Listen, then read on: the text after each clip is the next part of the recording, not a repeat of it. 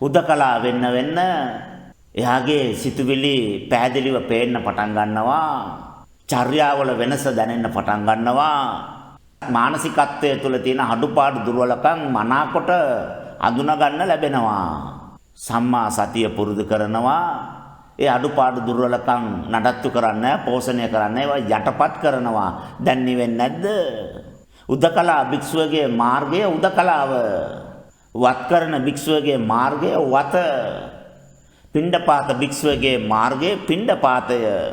දුකටපත් වෙච්ච වේදනාවටපත් වෙච්ච භික්ෂුන් වහන්සේලාට උපස්ථාන කරනකොට බේසජ්ජාදනකොට අනේ මේ කායික වේදනාව අකුසලයක් නිසා හටගත් එකක්. නිරෝගීමත්කම කුසලයේ නිසා හටගත් එකක්. එහෙනම් අකුසල කුසල කියන දෙකම එකතු වෙලා තමයි සත්වයා සසරේ ඉපදෙන්නේ, භවගාමි වෙන්නේ. කුසල් විතරක්ම නම් තියෙන්නේ. සැක නැතුව කියන්න. මහ පොළොවට එන්න බෑ යාට. එයා යන්න ඕනේ දිව්‍ය ලෝක තලවලට. අකුසල විතරක්ම තිබුණොත් ඒත් මහ පොළොවට එන්න බෑ. බය නැතුව කියන්න. එයා යන්න ඕනේ සතර අපායට.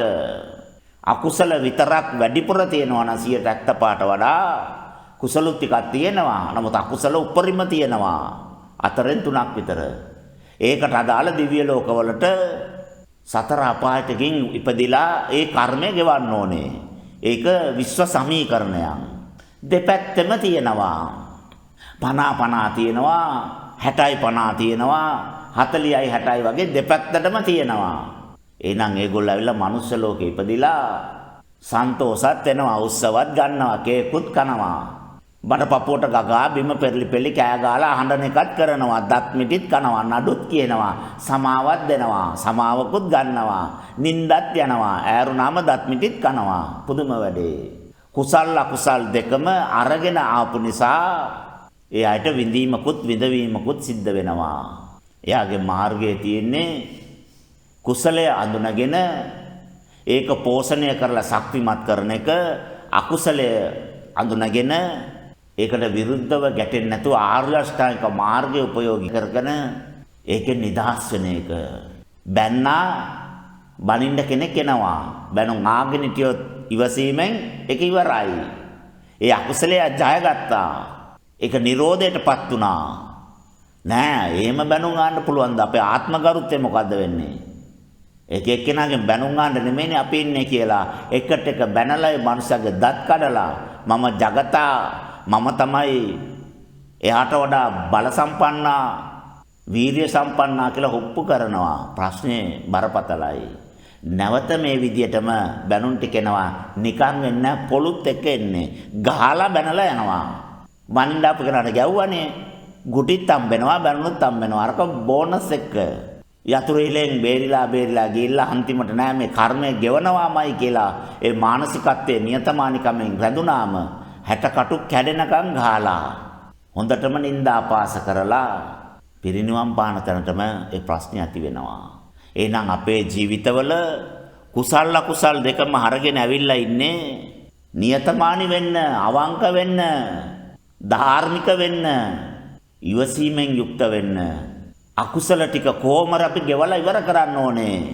පව් ටික ගෙවලා ඉවර කරන්න ඕනේ. අපේ පව්කාරකම 2600ක් මේ ඉපදිලා හම්බුදරුවොත් එක්ක, ගෙවල් දොරවල් එක්ක, යකඩත් එක්ක, ඉඩම් එක්ක, මායිම් එක්ක ගැටිලා, තැලිලා, පොඩි වෙලා, බැරි ගෑයිලා මම කනේරු කනවද, බෙල්ලේ වැල දා ගන්නවද, මැයි තෙල් බොනවද, කෝච්චියට පයින්නවද? මේ තත්ත්වයටපත් වෙලා ඒ තරම් එපා වෙලා ජීවිතේ සසරේ ඒ තරම් බැරි ගෑයිලා. එහෙනම් මම දක්ෂ වෙන්න ඕනේ. මේ தත්ත්වය තවදුරටත් ඉදිරියට පෝෂණය කරලා අරගෙන යන්න නෙමෙයි. මේක මෙතන දිය කරලා දාන්න, ඉවර කරලා දාන්න. මගේ දක්ෂකම තියෙන්න ඕනේ ඒකටනේ. බයින කට්ටිය බැනපුවා දැන්. කොන් කරනවද මාව? අනේ කොන් කරලා දාන්න. කාට හරි ඒ කාලේ කොන් කරන්න ඇතිනේ.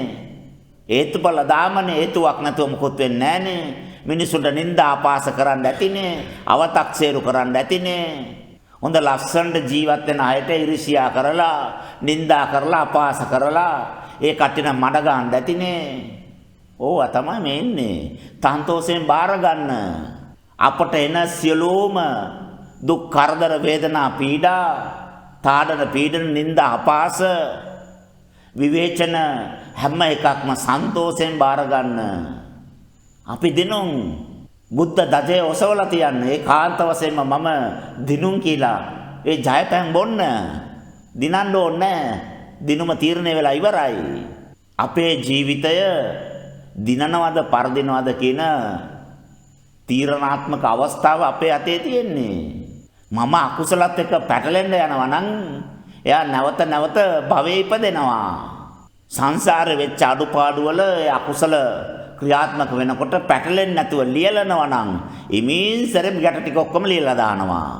ඒ විදියට පරිස්සමෙන් ඒවා ගෙවලා ඉවසීමෙන් විඳවලා සමාව දීලා සමාව අරගෙන එයා ඒ අකුසල පොඩ ක්‍රමානුකූලව නිදහස් කර සතර යනවා නම් කාලයක් යනකොට අකුසල ඉවර වෙලා කුසල් පින් ඉතුරු වෙලා යන තැන දාම හැෙනවා, දම්පැන් අම්බෙනවා, නිරෝගිමත් සුවසේ වාසය කරන්න පුළුවන් පරිසරය සැකසෙනවා, මාර්ගඵල නිවන් අවබෝධ වෙනවා. එයාගේ මාර්ගය තමයි කුසල් ටික අකුසල් ටික තේරුම් අරගෙන ඒවා සන්තෝෂෙන් පිළි අරගෙන ඒවත් එක්ක ඉවසීමෙන් කටයුතු කරන එක. ඒක මාර්ගය.